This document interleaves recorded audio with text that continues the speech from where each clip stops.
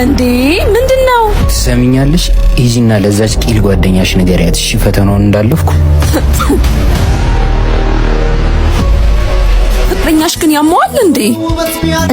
ምን ተፈጠረ? በእናትሽ ለጓደኛሽ ሂጂና ፈተናውን እንዳለፍኩ ንገሪያት አላለኝም መሰለሽ? ወይኔ እንዴት አወቀ? ሰምቶናል ማለት ነው? ወይኔ ጉዴ።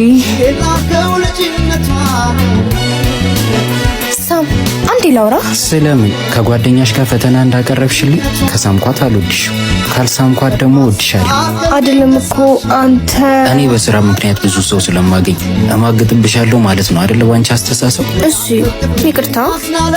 ይቅርታ አድርጌልሻለሁ። አለማመንሽ ግን ፍቅርሽን አሳጥቶሻል።